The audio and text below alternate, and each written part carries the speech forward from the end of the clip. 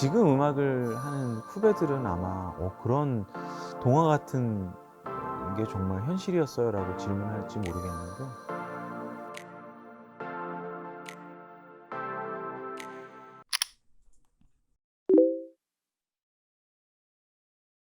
저는 유재하 음악 경연 대회라는 그 1회였는데요.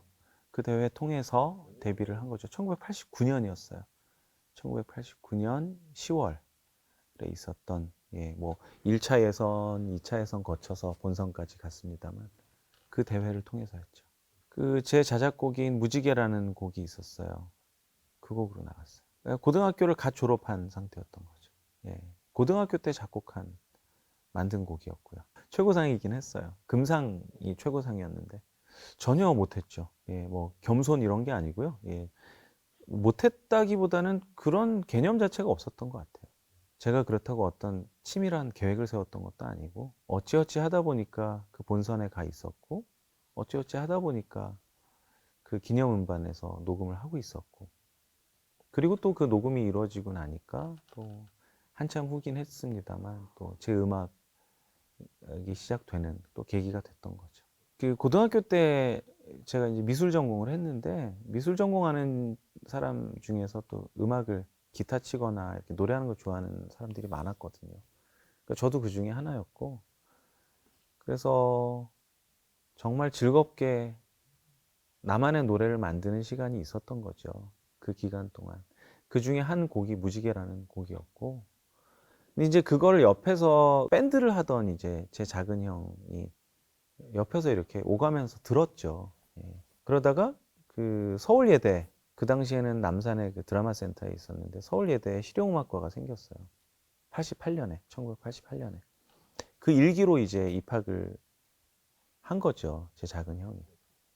그래서 거기서 이제 뭐 신중현님의 그 둘째 아들인 신윤철 씨도 만나고 또 뭐 지금 사실은 가요계에서 많은 어떤 역할을 하고 있는 그런 이들이 거기에 이제 입학을 했던 거죠 그 당시에.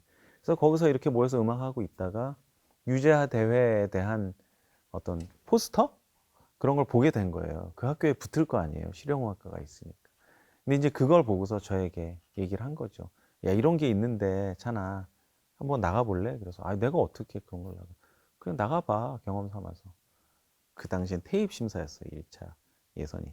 카세트 거기다 녹음하는 거 눌러놓고 그 앞에서 기타 쳐서 녹음해가지고 카세트 테이프를 보낸 거죠. 근데 연락이 왔어요. 2차 예선에 오라고. 계몽문화센터였을 거예요, 아마. 거기서 2차 예선이 있었는데. 갔는데 또 했죠, 노래를. 근데 본선에 또 선발됐다 하셔서 이제 예술의 전당에서 임백천 선배님이 사회 보시고 제가 마지막 참가자 중에 마지막이었는데 노래를 하고 그리고 대상을 주셔서 그런 과정으로 하게 된 거죠. 네, 마르고 닳도록 그 유재하 선배님의 음반은 정말 그 표현이 딱 맞아요. 마르고 닳도록 들었던 기억이 나고요. 제가 잠잘 때 제일 많이 들었던 음반이 들국화 유재하 뭐 최성원 선배님 솔로 앨범도 많이 들었습니다만 점점 뻗어나가는데 시인과 촌장도 많이 들었고 한영애 선배님도 많이 들었고 이렇게 되는데 유재하님의 그 음반은 카세트 테이프로도 듣고요. 머리맡에 놓고 이어폰 끼고 그리고 또 LP도 있었거든요. 그래서 LP 가지고 그 같이 음악하던 형 집에 놀러 가면은 그 LP를 같이 듣기도 하고 그 집에도 물론 있었습니다만 또 고등학교 동창 친구 집에 가면은 시험 공부하러 가면은 먼저 공부하기 전에 둘이 라면을 끓여 먹는데 라면 끓여 먹고 나서 공부 시작하기 전에 소화되기 전까지 우리가 늘 하던 일은 턴테이블에다 LP를 올려놓는 것이었는데요. 그때 제일 많이 턴테이블에 올라갔던 게 유재하 음반이었던 걸로 기억을 해요. 달랐어요. 달랐는데 일단은 그런 세련된 음악이 없었던 것 같아요. 물론 이 세련된 음악이 없었다는 것이 자칫 잘못하면 그 전의 음악들을 비하하거나 뭐 상대 평가하는 것 같이 느껴지는데 그 제가 말씀드리는 거는 음악에는 여러 가지 아름다울 수 있는 조건이 있죠.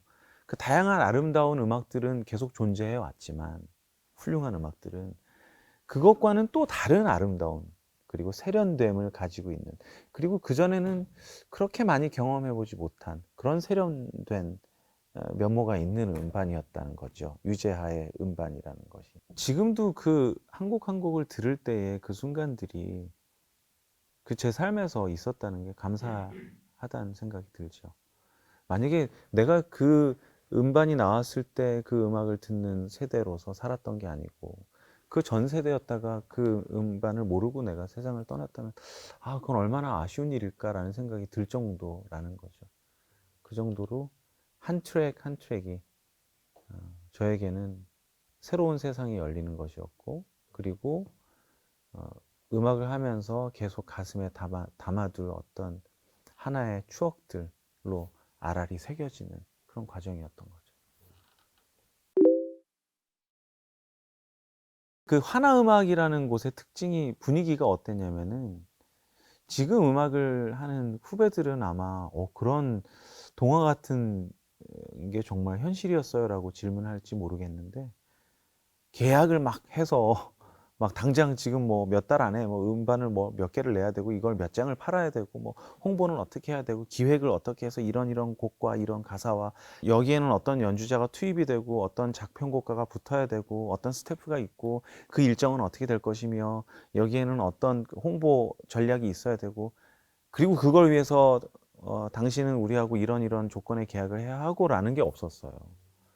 하나음악이라는 곳은 그냥 음악을 좋아하는, 또 유재하라는 아티스트의 음악이라는 공통 분모가 있고, 그렇게 만난 이들이 모일 수 있는 어떤 장소였던 거예요. 열려 있었던 거예요. 하나 음악에 소속된 가수들만을 위해서 있었던 것은 아니에요. 지금으로선 상상이 안 가는 얘기지만 그땐 분명 그랬어요. 그래서 동아기획에 소속돼 있는 뭐 아티스트들도 많이 왔어요. 많이 와서 같이 밥도 먹고 음악 이야기도 하고 음악도 듣고, 또 갑자기 음악적인 어떤 그런 생각이, 영감이 떠올라서 작곡을 하고 거기서 작업을 하면 그 자리에서 즉석으로 들어가서 코러스 해봐. 그래서 코러스도 하고 연주도 하고 막 그러는 어떤 음악적인 실험의 장소이기도 했고, 또 모여서 이야기도 나누는 모닥불이 피워져 있는 그런 장소이기도 했던 거죠. 그래서 그 말씀하셨던 바로 소속이 되신 거예요? 라고 질문하신다면, 그렇게 바로 소속이 된 건 아니었고요. 그런 얘기를 하시는 분도 없으셨고, 저도 별로 그런 거에 대해서는 그렇게 크게 생각하지 않았어요. 다만, 이루어지는 일은 분명히 전속으로서의 그 모습은 있었던 거죠. 왜냐하면 아무도 강요 안 했지만, 토이, 유희열 씨와 윤정호 씨가 멤버였던 그 토이의 1집 앨범도 거기에서 오가면서 같이 뚱땅뚱땅 만들어지고, 또 그 바로 옆에 있던 베이 스튜디오라는 녹음실에서 제가 실제로 그 유희열 씨가 저한테 우리 노래 작곡 작업한 거 있는데 아침에 와서 노래 좀 해줘. 그럼 이제 제가 가는 거예요. 가서 유희열 씨는 소파에서 그 전날 피곤했는지 잠을 자고 있고, 저는 그거를 이제 녹음실에 들어가서 부스에서 노래를 부르는 거죠. 그렇게 해서 나온 게 토이 1집의 타이틀곡인 내 마음속에라는 곡이에요. 그냥 저는 그냥 불러줬는데, 희열아 일어나 봐, 들어봐 봐.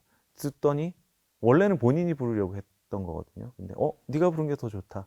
이걸로 하자. 이렇게 된. 그러니까 그런 식으로 너무나도 타이트하거나 너무나도 작전을 짜고 우리는 반드시 상업적으로 성공할 테야 라는 집념으로 모여있는 집단이었다기보다는, 그냥 어느 정도의 결과가, 음악적인 결과가 발현되기까지 숙성될 수 있는 시간을 주는, 서로에게 주고 공간을 주는, 그렇지만 모여서 삶을 나누고 이야기를 나누는 그런 곳이었던 거죠.